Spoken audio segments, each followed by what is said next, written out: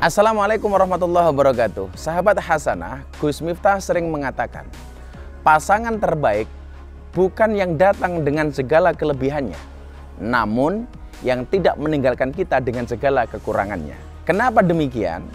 Karena kiranya mustahil kita mencari pasangan yang sempurna.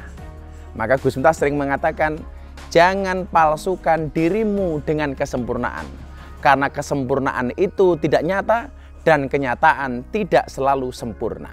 Salah satu buktinya adalah adanya kecemburuan antara satu dengan yang lainnya.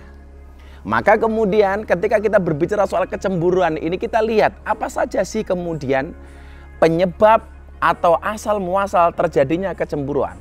Yang pertama biasanya karena miskomunikasi antara satu pasangan dengan pasangan yang lainnya.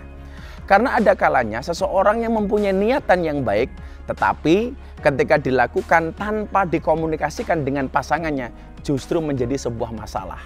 Kemudian yang kedua adalah soal kepercayaan.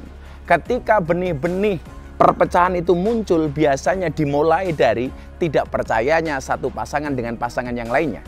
Dan di era sekarang, yang paling banyak kemudian memunculkan kecemburuan itu biasanya berawal dari alat komunikasi, yaitu HP.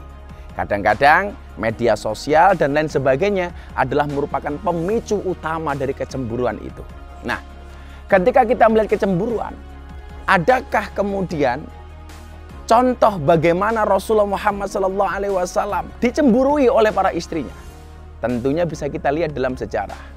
Seorang Siti Aisyah radhiyallahu an, dia mengatakan, saya paling cemburu dengan istrinya Nabi Muhammad SAW. Siapa? Siti Khadijah. Kenapa? Karena Rasulullah Muhammad SAW sering menyebut-nyebut namanya.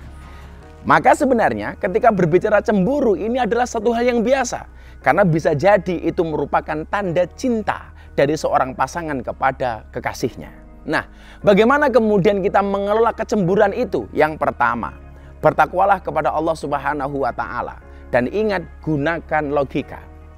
Kenapa demikian? Ketika kemudian kecemburuan ini terlalu berlebih-lebihan, maka tentunya tidak akan menjadi sebuah hal yang baik.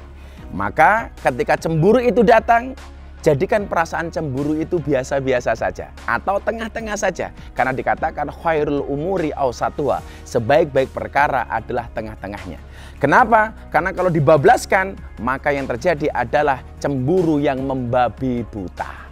Kemudian yang kedua, biasanya seorang wanita lebih mengutamakan perasaan daripada menggunakan akal dan logika. Lah, disitulah kemudian perlu ketika kita cemburu harus dinalar terlebih dahulu. Ingat, seorang perempuan sejati tidak akan pernah cemburu kepada seorang laki-laki yang sejati. Kenapa? Karena laki-laki sejati hatinya tidak mudah dicuri. Terima kasih. Assalamualaikum warahmatullahi wabarakatuh.